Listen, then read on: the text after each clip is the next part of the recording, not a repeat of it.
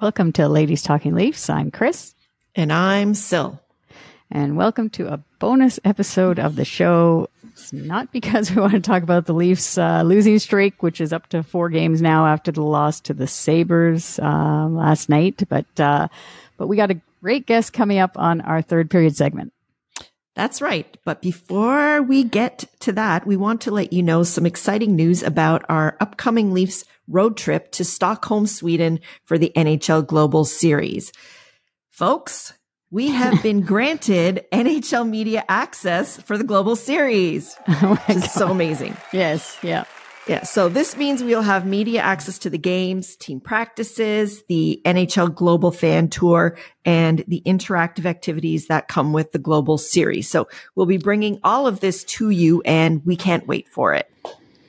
Oh yeah. No, it's really amazing. This is our first opportunity to actually be up close and personal with the team and the players.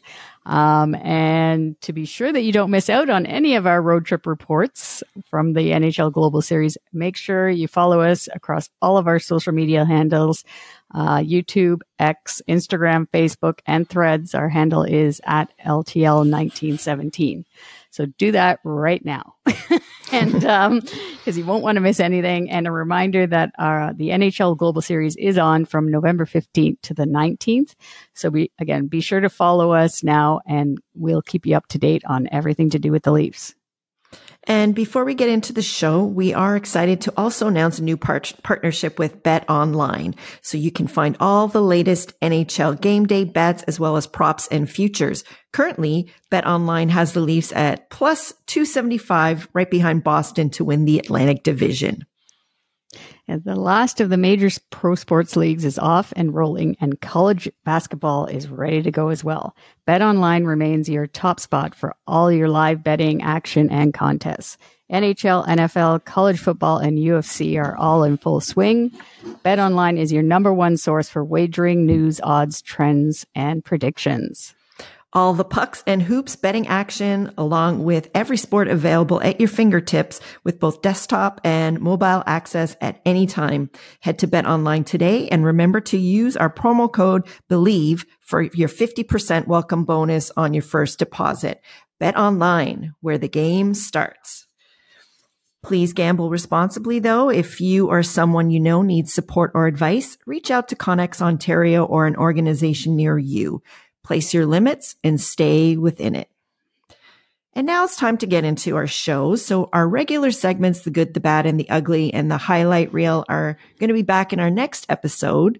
So we're going to start off the show with a Leaf talk about the games from this past week. And then for our third period segment, we are very excited to have 2-time gold medalist for our Canadian women's hockey team and now broadcaster with TSN, Cheryl Pounder.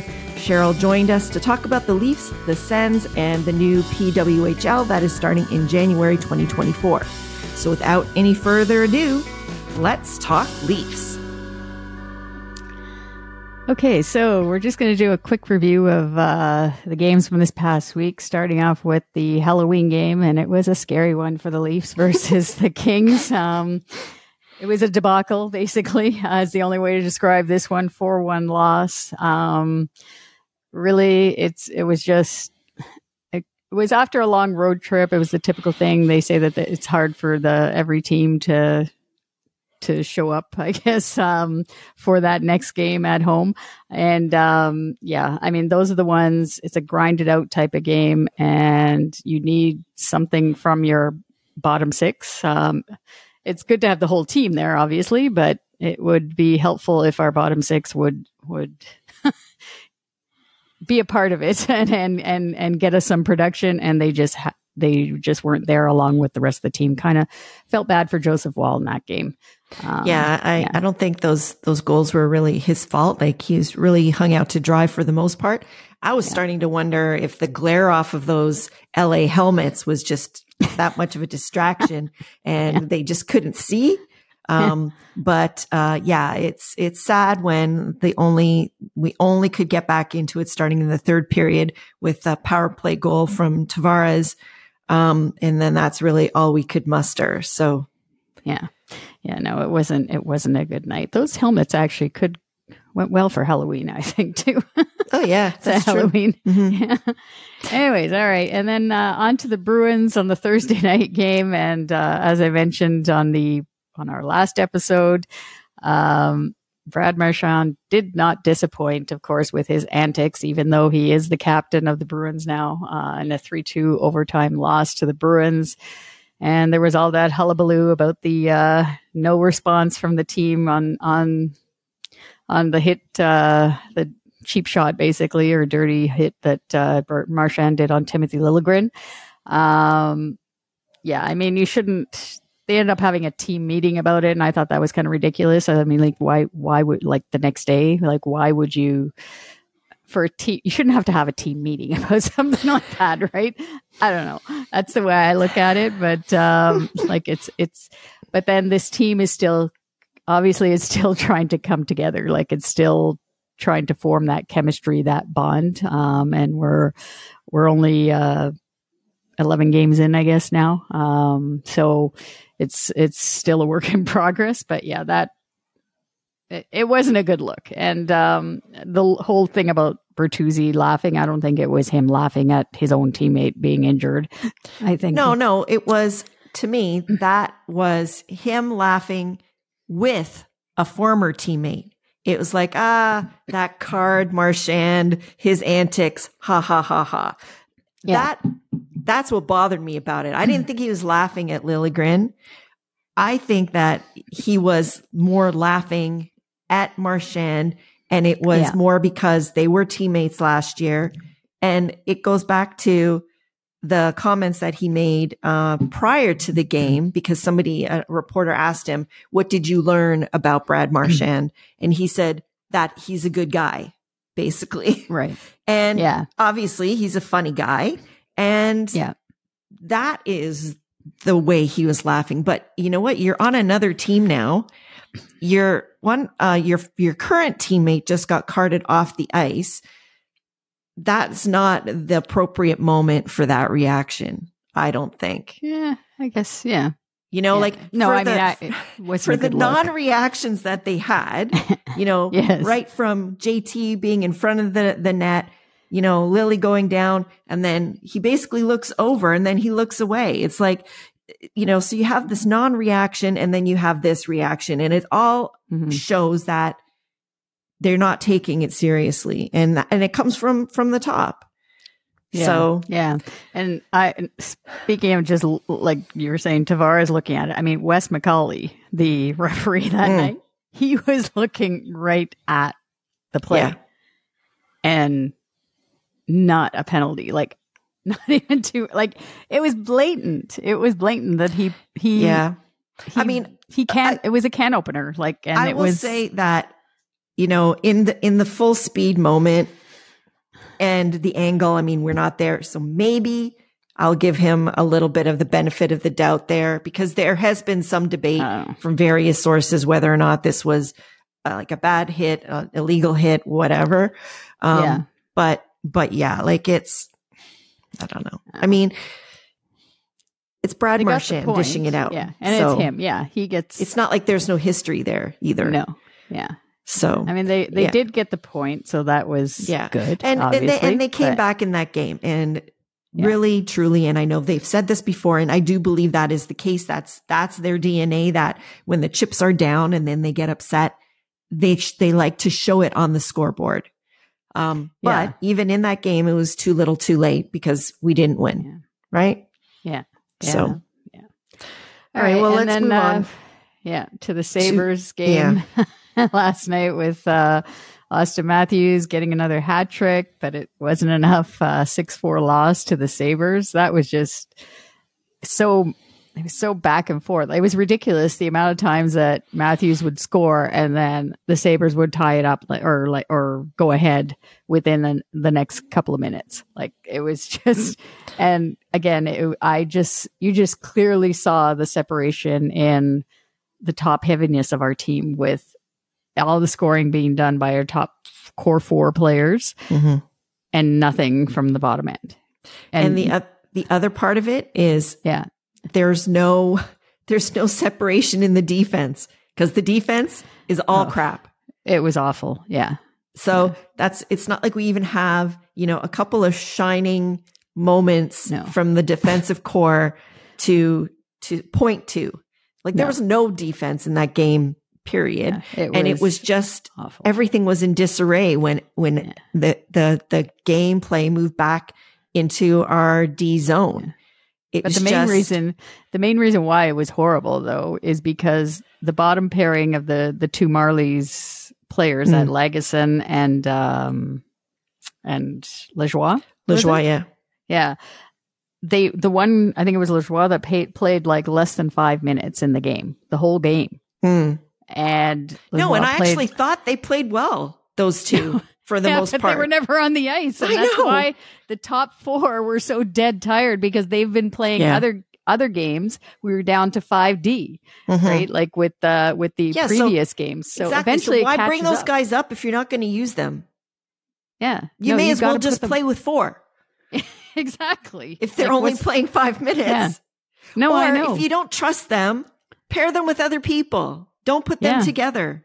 So that's definitely on Keefe as far as the makeup of, who he's putting out there is an issue as well.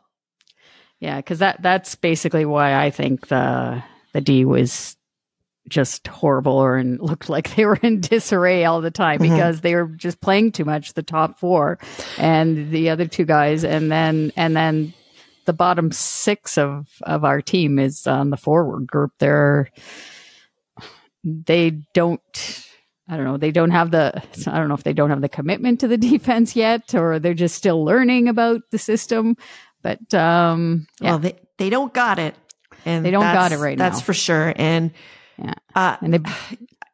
it's also Keefe putting them out at certain times. Like, why are some of these guys playing in like the final minutes or right after a goal? Why do you have that line out there? Why are they playing so much in some instances? The times where they put them out, like he must know that we're not Vegas yet, where you can just roll 4 lines and know that you're going to get something out of all of them. Yeah. Reeves has been like a huge liability in those moments. So you have to know where to put your players, not just so that they aren't going to cause an issue, but also to put them in a position where they're going to be successful. And that's not it when you do that. Yeah. How does that make them feel, where they basically are caught and scored on all the time? Like, no, I know. Then they get lack of confidence. Obviously, it hits their confidence. And, but I mean, they better turn it around soon, because they got Tampa rolling into town on the Monday. They got like the 2 divisional games again now. So they've lost 2, Boston, Buffalo. Now they got Tampa and Ottawa coming up on Wednesday night. And then they got the Western teams. Vancouver's on a roll. And I knew that, something was wrong on yesterday, because I picked Elias Pettersson to score on my Tim's picks. And then I picked Bertuzzi and Nyes, hoping that every time I do it with Tim's picks, I'm just hoping that those picks will somehow work to give some magic to those players. And it was Pettersson that did the job for me. So that's something wrong there. Well, it could be Monday night, because I don't know if you saw the lines in practice, but they have Nyes up with Austin Matthews and Mitch Marner. So we're going to see what the kid can do up there. And I'm hoping that is, that's going to click nicely. And I hope it's only not just for the first period. Yes. Yeah. He's got to give these guys a little bit of time, Yeah. But, anyway, so not that great, for the last week or so, but, they still got a little bit of time. But like you said, there's these other teams that are coming, and, some teams like Montreal don't seem to be really letting up either. And we're going away to, a foreign country to play a couple games. And then when we come back, it's Thanksgiving, American Thanksgiving. And that is really the quarter pole for the season. And if we're out of a playoff spot, that's not going to be looking too good for us at that point. No, it won't be looking good for Sheldon Keefe either, I don't think. And, 100%. Yeah. But maybe the trip will be a turnaround. I don't know. It'll, one hopefully. thing, though, I will mention, at least we're not San Jose losing, giving up 10 goals 2 games in a row. Yeah. At home. Oh, that I just couldn't believe it when I saw that last night. But I talk about a team with no defense. Yeah. Oh, I feel sorry for Mackenzie Blackwood because it can't all be on him for sure. No, maybe Logan Couture will want to come play for us. Yeah, I don't know. Demand a trade. Well, I think he's hurt right now, which is part of the problem. So, he's not playing. Okay, no. All right. Maybe that's a problem then. Yeah. Yeah. All right. Okay. So we've unpacked a lot of stuff from the past week of Leaf games. And in our third period segment, our special guest, TSN broadcaster Cheryl Pounder, gives us her perspective on what she is seeing with the Leafs. So for our third period segment, we're honored to have 2-time Olympic gold medalist Cheryl Pounder. Cheryl won gold for Canada with the Canadian women's hockey team in 2002 and 2006. And today, hockey fans can see her as color commentator on the CBC and for TSN for the Olympics and the IIHF Women's World Championships, and as an analyst covering games for the Ottawa Senators and Toronto Maple Leafs on TSN's NHL panel and on Trade Center broadcasts. Cheryl is also an in-demand motivational speaker, which I did not know previously, and the newly minted color commentator for EA Sports NHL 24. So that's quite the bio, Cheryl. So welcome to the show. Thank you, ladies. It's awesome to be on here finally. I know we've been trying to make this happen for a while. So thank you for continuing to ask while my schedule has been a bit nuts with my daughters and the games that I'm working. So great to be here. Yeah, no, it's really an honor to have you. And thank you for taking the time, definitely. Mm-hmm. So, so we're going to start off with a Leafs question for you because we are a Leaf show. So they've played 10 games so far. Their record is 5-3-2. And we just want to get your thoughts on the new players, I guess that Brad Treliving brought in over the summer to add some with toughness or snot, I guess is what he said. And so far, Sheldon Keefe hasn't found like a fit for either Bertuzzi or Domi, and we wanted to get your thoughts on what you think the problem might be like, and if it's just that they need more time to adjust, or what it could be, basically. Well, I think anytime you come into a new franchise, it's figuring out the underbelly of how that franchise works, the systems, the players, how you fit within the lineup. And certainly, you know that Tyler Bertuzzi, you know that he's that power forward, you know sort of what he brings. But I think as time goes on and you're not finding your footing and you know what you need to be doing in order to execute, but you're not finding that rhythm, you can start to force things. You can start to not play your game. And I don't think that Austin Matthews and Mitch Marner are the easiest guys to play with either, right? So I think that's part of the thing is recognizing that it's got to be a fit, that there's chemistry there. There's an understanding of you're also playing for them. And I think sometimes you can get caught up in playing for others and forgetting what you do your best as well. Yeah, that's true. And so forcing play, overthinking your puck movement, all of those kind of things. So I think that there's an element of that as well, kind of figuring out the landscape of how those other individuals play, but balancing with it. Listen, there's something that got me here. It was how heavy I am below the goal line. It's my physicality. It's my separation from puck, because you know that Austin Matthews will scoop in and take that puck. So I think there's that element as well. And for Domi as well, sometimes you can get caught hesitating. So I feel like, his feet haven't looked like they've been moving as fast because of those hesitations. And then all of a sudden, that manifests differently because it starts to weigh on you, the expectation, the fan base, the coaching. Now, all of a sudden, you feel like you have been demoted in some sense in terms of your role on the team. And so now confidence takes a bit of a hit, and then you're finding where you best fit. So certainly I think there needs to be some time here. And I think Sheldon Keefe feels like he's given that time.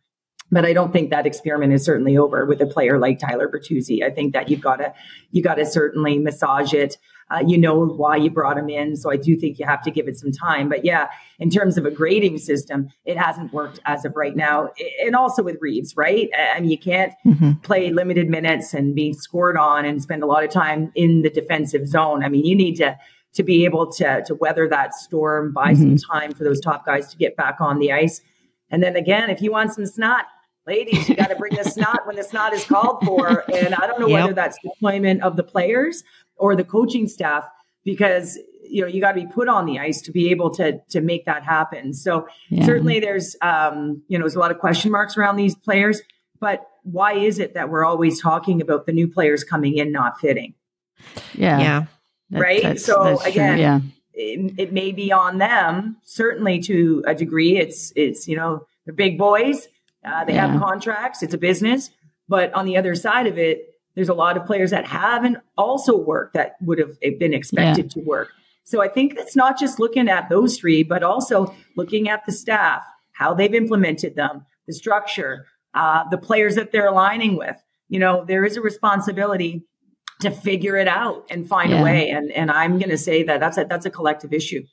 Yeah, I agree with you 100%. Like it's not necessarily it's not a one-way street where somebody new comes in and it's all on them to fit in. The other teammates, the people already there, have to help them fit in. There's got to be a relationship there. It shouldn't all be on the new guys. That puts all the pressure on them. Another question I have, like with Bertuzzi in particular, the last game, he was pretty much, last two games actually, he was pretty much benched for significant parts of that. And then, moved to the fourth line as well. How long can something go like that go on, as a former player, before it really derails you significantly?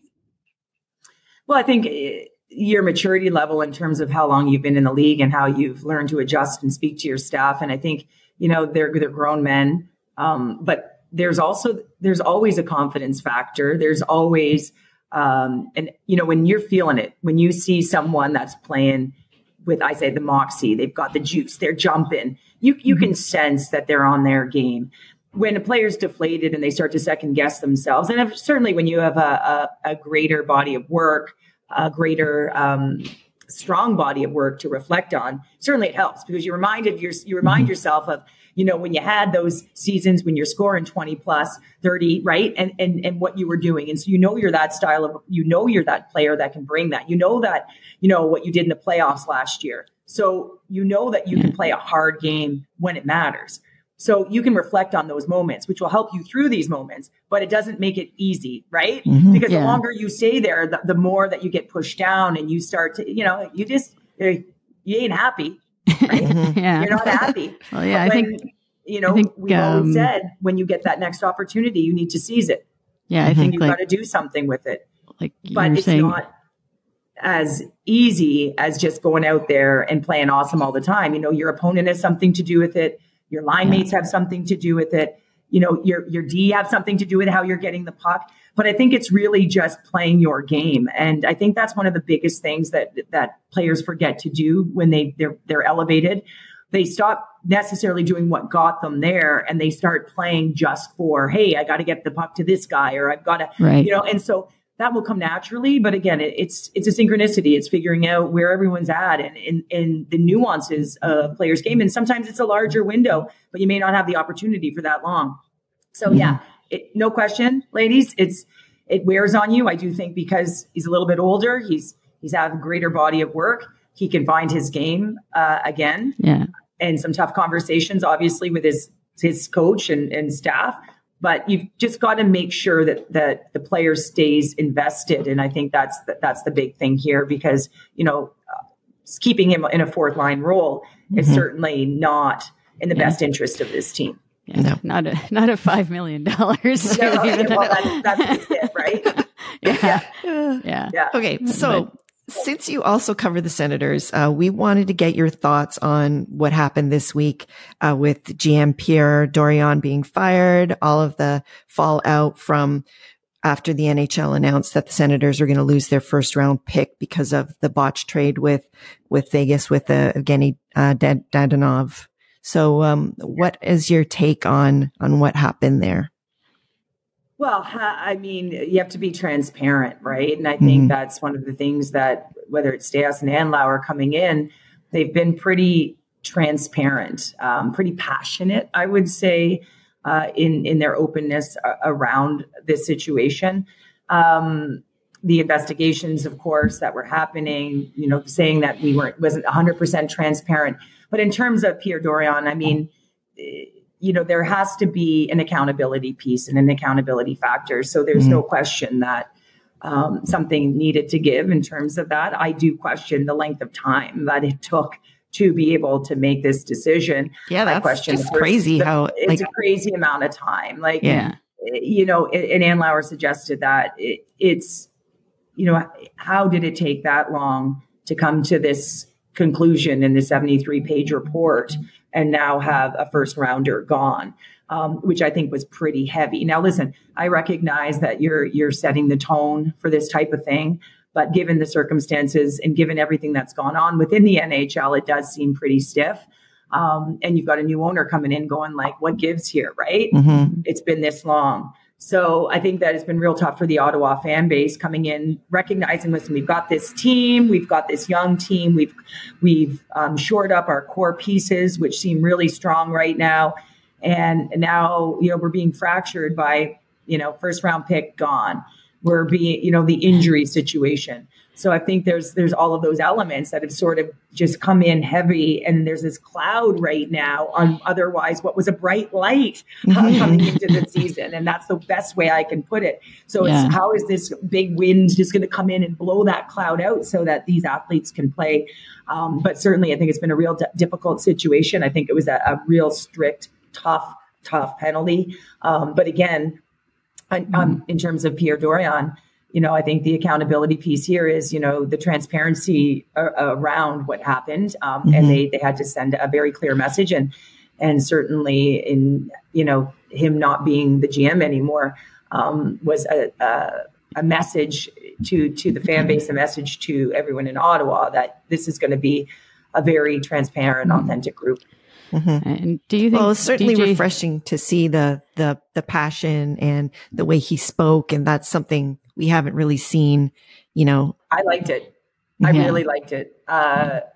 In this business, you ask the same questions all the time, and you get similar answers, and you understand why the diplomacy and the politics, and you understand. But then there's this freshness to this authenticity that he's generally pissed off, and he's not hiding it, right? Because he wants everyone to know that this is what happened, and this is, and I like the passion. I like the fact that he's saying, I want to win with this group, and you're giving me this hand with these reasons. And so I like that he stood his ground. I like that it wasn't status quo. And I think that it sent a clear message that, I'm here. I'm here for you. I'm here for the group, but I don't want to just be pushed aside either. And that's a pretty big tone setter when, you're coming in as the new owner and, and really calling out the NHL. And I think we don't see that happen. We don't see that happen at all. So I think it was very refreshing and authentic, and I don't mind it. It's just like, I don't mind, Brady Tkachuk and Jacob Chychrun going at it, like demand excellence from one another, and I think there's an element of that with the Leafs sometimes that you wish you'd see, like demand it. Yeah. It comes from the internal temperature of the team. And so, it's not always the staff. It comes from within as well. So demand it from one another. And so I thought it was real refreshing. Yeah. And, you just found like you were like, so which was great. Yeah. All right. So we're going to move on, and we're going to talk about the new PWHL, the Professional Women's Hockey League, that's going to be starting up in January, which is very exciting for the women's game. And we just want to get your thoughts on. We know that the teams are still forming, I guess, but what teams or players should fans watch out for as the season gets going in January for the new league? Oh, there's so many wonderful players out there that, I think that the fan base are going to just gravitate towards. You've got a great head coach in Carla McLeod out of Ottawa right now. And of course, she's got Brianne Jenner there. So a leader on the national team, which I think that everyone can kind of gravitate towards, with a great technical goaltender in Emmerich Mashmeyer. But Boston, ladies, Boston's going to be heavy. Really? Right? I mean, Boston is going to be Alina Mueller. She's on the international stage with Switzerland, but this is a woman who can score. She can distribute the puck. And I think that if you get eyes on her, you're gonna love her, as well as Lauren Gable. I've questioned why she hasn't gotten a better sniff with the national team, but she's got an unbelievable shot, arguably one of the best in the world. And that's pretty telling when you have a certain someone named Marie-Philippe Poulin playing in Montreal. So, she can go toe to toe with her shot. So you've got Montreal, you've got, New York, all of these teams that I think are just going to garner just such an electric environment, because it is the best of the best. And when I often think about the different players in the league, it's not just, your national team players that are playing here, right? There's players that are just coming out of college. You have Daryl Watts playing in Toronto. She was a Patty Kazmaier Award winner, who in NCAA. So the best in the NCAA, essentially, that award is. And she'll be playing out of Toronto with Emma Malte, who's one of my favorites in terms of a 200-foot game, one of the best sticks in the game. And she is just so great at keeping her feet moving. So I could go on and on about the depth of this league, but really excited, and hopefully going to be able to broadcast some of those games. Keep your fingers crossed. That would be amazing. Yeah, because I think one of the greatest things now is the visibility. And I get asked this a lot. Did you think that there would ever be a professional women's hockey league? And, when I was young, it wasn't possible because it didn't see it. And now my daughters, their friends, young girls playing the game now are going to see it. So on a regular basis, and they're going to aspire, for those who want to be a part of it. And that'll be a long-term goal. Just like for young boys, it's the NHL. So I think it's pretty amazing. And I'm telling you, when September 18th, the draft, you could have pinched me 1,000 times and I wouldn't have felt it. I was just kind of in a bubble as I was watching all of some of my former teammates and alumni there that just came to watch because they just wanted to see it. Right. Yeah. So for me, it was pretty surreal. I had to pinch myself that first pick in Taylor Heisey and just go, oh yeah, it's happening, which is pretty amazing. Something, just listening to you talk about it right now, like it's just the fact that we're going to have players from all over the world gravitating and playing together on one team, which we haven't really had the opportunity to see, like we see, best versus best, but national teams. But now we're going to, you just mentioned a Swiss player, playing on a team with, like players from North America. It's just, I don't know. It's really actually exciting. As you are the perfect person to have on to talk about this, because I can feel your excitement and I am now so excited to see it myself. It's, and what's amazing about it is there's an undercurrent of unbelievable talent in North America and in Europe that aren't necessarily making their national teams, but that undercurrent is so good and could make their national teams, right? Like if there's a number of players that don't make Team Canada that I sit there and go, wow, like I'm surprised, you're on my depth chart, you're higher than someone else, but I'm not the staff. I don't create it, which is fine. Everyone has a different eye, and it's a puzzle piece, as we know. Chemistry. We talk about Bertuzzi, we talk about, who fits in, who makes that better, and who likes to play with who, and all of these things that factor in. So these women, these young women, a lot of them younger because they're coming out of college, they have that opportunity now. And so in the prime of their career is not ending. It is continuing. So I don't think we've seen these women in their prime at their very, very best, even though that's something to say when you've got Poulins out there. But, Yeah. That's for sure. Yeah. No, it's going to be It's going to be exciting. We hope to we're going to get out to one of the Toronto games in January, hopefully the home opener, once the schedule comes out. And, and to our listeners too, make sure you get out there and support the team wherever you are. We have listeners in the States too. Go out and see New York and Boston and watch. People need to watch on TV. Yeah, on TV. Well, hopefully we'll get, like Cheryl was saying, hopefully we'll get it on, get the games there on TSN or on the networks there. So yeah. So the last question we have for you. So we wanted to ask you about your own hockey career and your Olympic experience, particularly in 2002, where both the men's and women's team won the gold in Salt Lake City. Can you share any special memories that you have from that team? Oh, there's so many memories from that team, right up from the most difficult year of my life athletically, because we never beat the Americans once until the final. We learned, right? We learned and we grew as a team. And I remember getting to the Olympics and just being reminded how amazing it is. But then we were there to do a job. We were there to put in our personal best performance. And stepping on the ice for the gold medal game was certainly something. The nerves, the energy, half of my family there, my brother running down 10 rows of people screaming at the top of his lungs, "That's my sister." I didn't even know he loved me because, he always put me in net playing road hockey. and winning and coming over to my family. I think that was one of the most amazing moments. Of course, grabbing my beer, making snow angels over the Lucky Looney. It was there. Yeah. And the first thing I did when I got back to my dressing room was the dressing room. Of course, I didn't want to lose the moment. And I think that sometimes we exit the moment so fast, and I wanted to hold on to it. So went back on the ice, stayed in my equipment, and I called home because my one brother and sister couldn't attend, and they were having a party. And I just called them to say, we did it. And they were all bawling. I was bawling. I come out and everyone was screaming, and the national anthem started to play when we got congregated with our parents.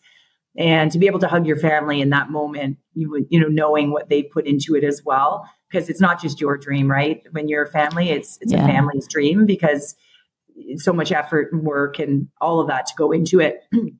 But it's funny. One of the fun moments was we went to the men's game the next day, and I was still wearing the clothes that I went to in my game. So it was one hell of a party, ladies. And I lost the group. I couldn't find them anywhere, because we were all down in Salt Lake, and, we started together and then we got separated.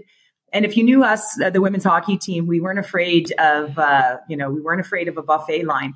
And it was funny because the only thing that was open, and I'd lost everyone. I had my fiance was with me. And the only thing that was open was a Denny's, and we were starving. So I go there, we got to go eat. So we walk in, and there's the whole team had found their way back together. Oh, wow. The only restaurant that was still open at whatever time in the morning. Yeah. And went to the men's game the next day. But I think so many lessons were learned in that year. So many valuable lessons. And we talk about maturity in the game and playing for one another, not just yourself. And that's how it really winds up being just a magical experience. So for me, if you could have stopped time within my career, I think I would have stopped it for a moment right there, just to stay in the moment and to appreciate not so much, obviously the gold medal, but the process to getting it. And so pretty unbelievable moment for sure. Yeah. Yeah, that's for sure. That's incredible. When I was reading some of the articles, because it's been quite a while now, in 2002, it's like, oh yeah, I remember that. I remember watching the women's game, and then the next night, the men's game, and it's double gold. And I thought that.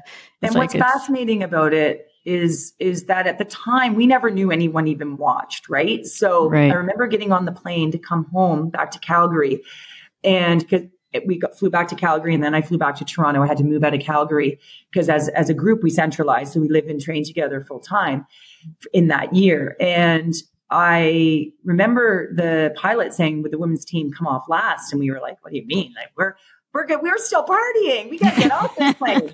And he said, no, you need to get off last. And we got off last, and it was like pandemonium at the airport. And we were like, people watched. Holy crap.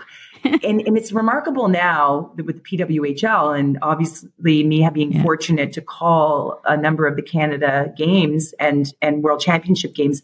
When you read the bios of the women now, their dream was born watching that team. Mm-hmm. Yeah. And so, you see the registration and the growth that increased after that, much like soccer in London.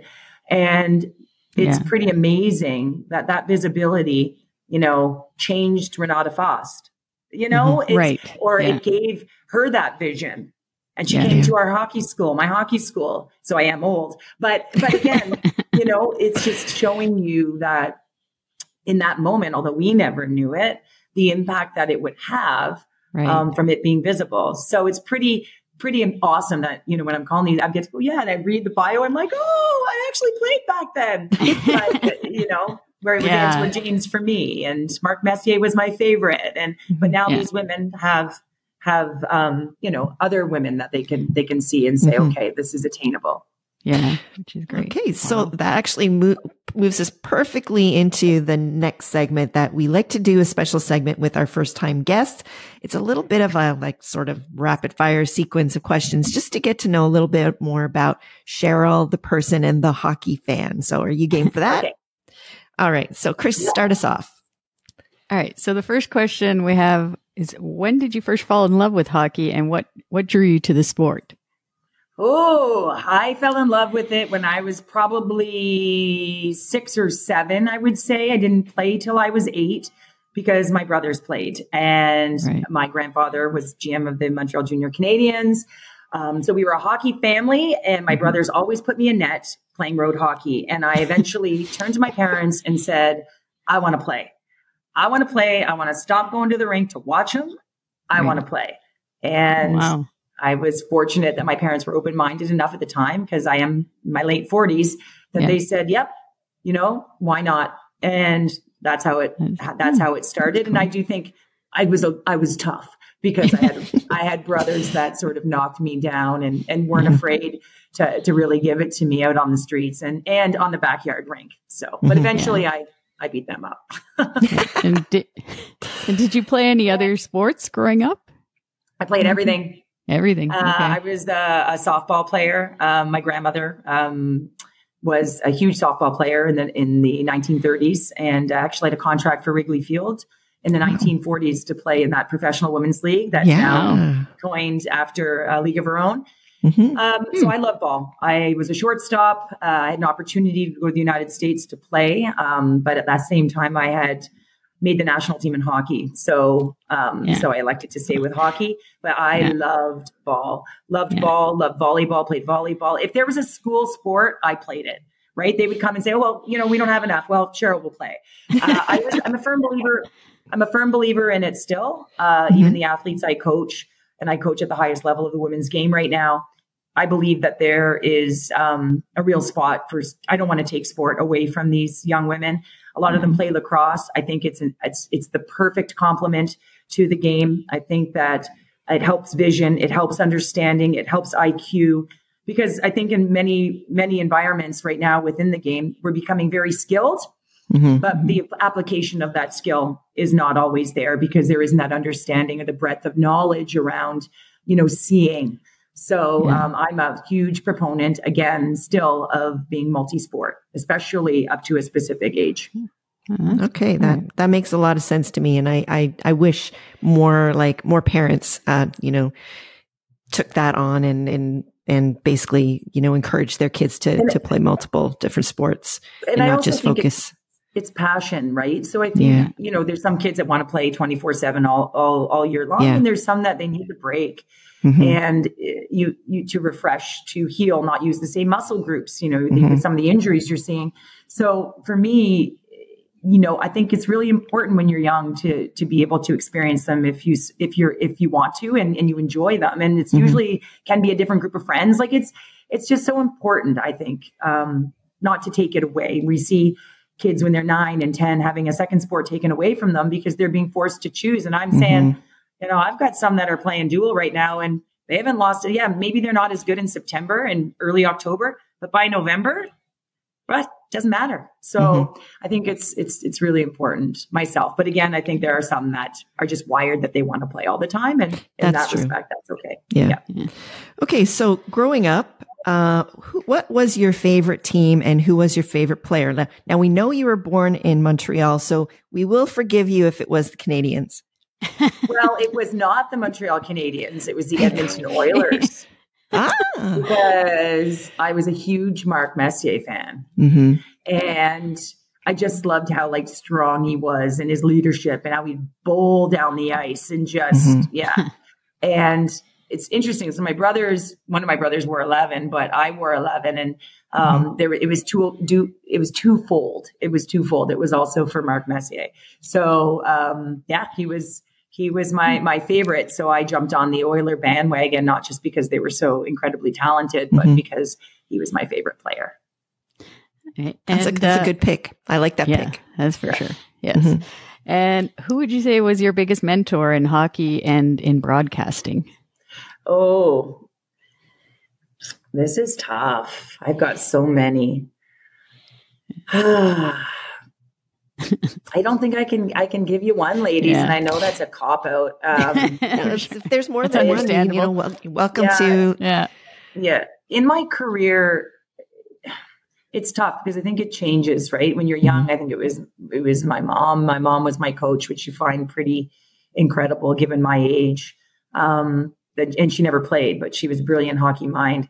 Right. So I think my mom presented that opportunity and my dad was all for it. So I think, from that standpoint, I grew up in a family that allowed me to, and I do say allowed because at that time, not all families were on board with their young daughters playing the sport. And there wasn't the knowledge around it. There wasn't, right. It just, there wasn't the same understanding. And so, having that open-mindedness, I think that there was a lot there in terms of that.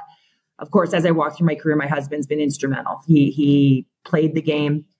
He's still a sounding board for me. We walk through scenarios. I'll tell him about something that I saw on the broadcast and he'll say, I don't agree with you. And we'll hash it out. So he's been instrumental and he played as well. So knows the game, understands the commitment, always understood the commitment and sacrifice to being the best that you can be, and understands it now in broadcasting, if that makes sense, because the preparation, the work that goes into it, the video that goes into it, it's a lot.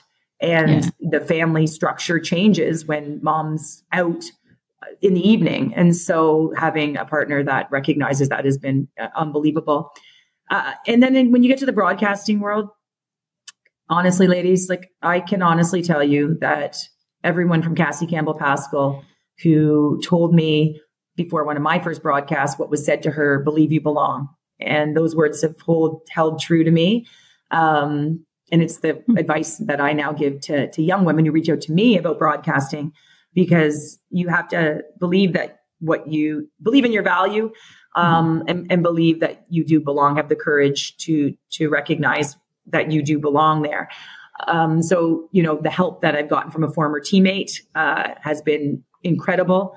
Rod Black, the first guy that sat beside me in the booth and let me just learn and step on his toes and over talk and be myself, was incredible. And I walked through, Ray Ferraro reached out to me 2 years ago saying, Cheryl, you need to be doing more of this. And me turning and going, oh my gosh, if Ray thinks I can do it, well, maybe I can do it.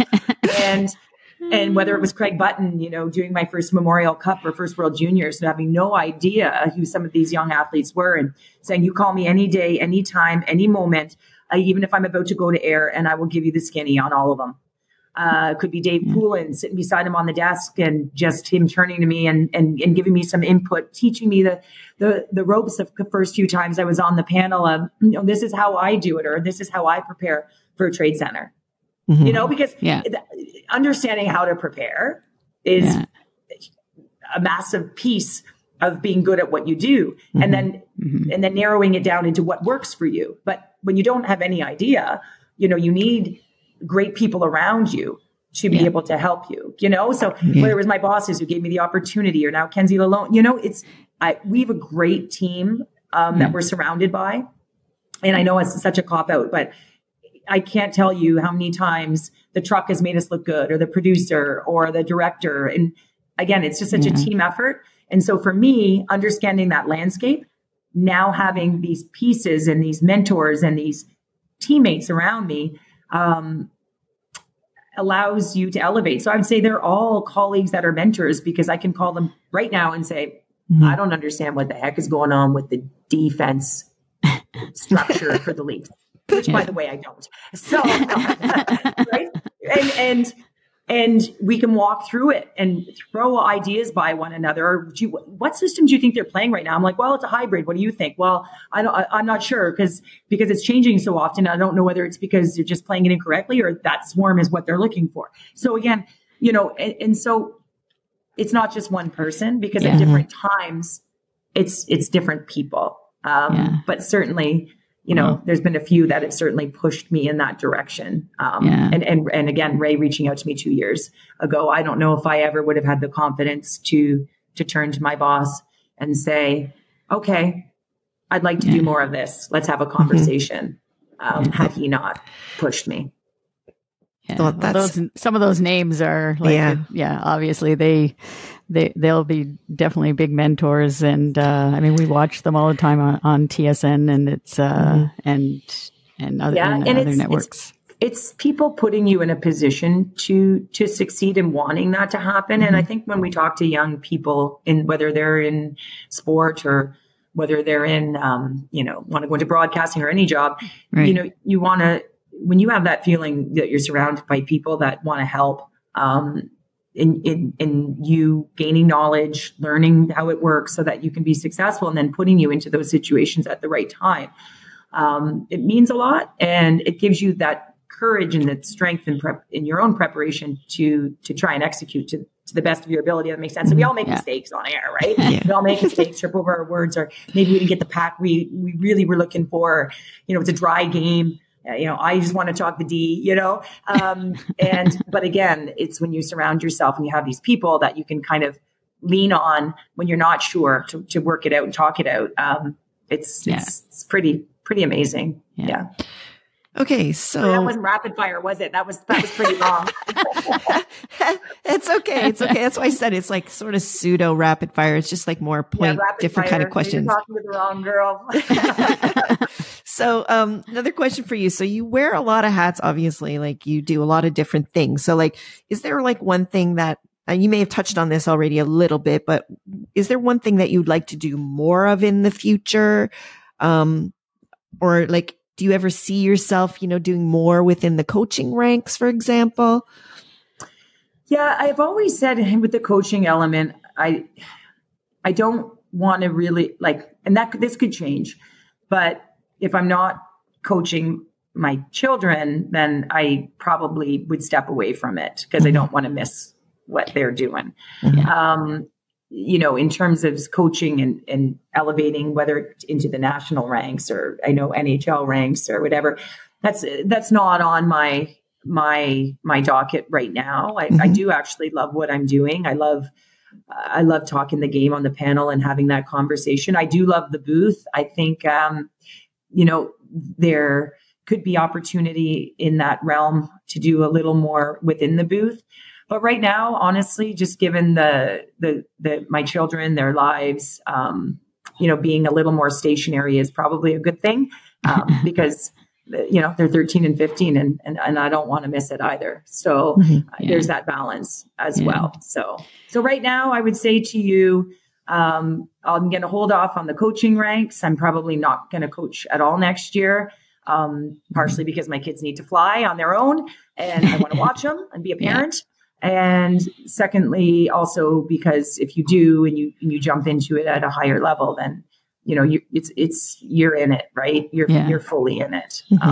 So I'm hoping to stay on the panel, continue to do what I'm doing, maybe get a couple reps in the booth, and I think I'd like to get between the benches at least once. That'd be cool. At some point. Well, that would be cool. I would love to see that. Yeah. So and that's sort of something I'd like to try and experience down at ice level, and I may get an opportunity at one of these upcoming rivalry series. So see how I see it. That's See how I awesome. see it from the ice level, especially because I'm not very tall. All right. So the last question we have, just bring it back to the Leafs. We're going to close it off and just get your opinion on the Leafs as currently composed. Do you think they're better or worse this season from last season, I guess? Oh, well, right now, I don't see them being as strong. I think that from the defensive holes are pretty apparent to me right now, and the back end needs some help. Yeah, needs an upgrade. Again, that's where my eye naturally goes in terms of that element. I think, obviously their forward group speaks for itself in terms of their core four when they're playing, but their bottom six depth and sort of the secondary scoring that needs to be there. I think there needs to be a little more synergy with those new players to find their fit, as we talked about in the opening of this, because they're going to be key elements to this. They've got to find a way to make it work. But again, I think you need an upgrade on the back end. No question about it. When you see some of these teams and how fast they are, if you're watching the Devils or you're watching the Avalanche, like the speed and the foot speed, from that back end needs to be elevated for sure. Yeah, definitely. I agree on that. That's for sure. I think we both agree on that. Defense is always a concern with the Maple Leafs for some reason.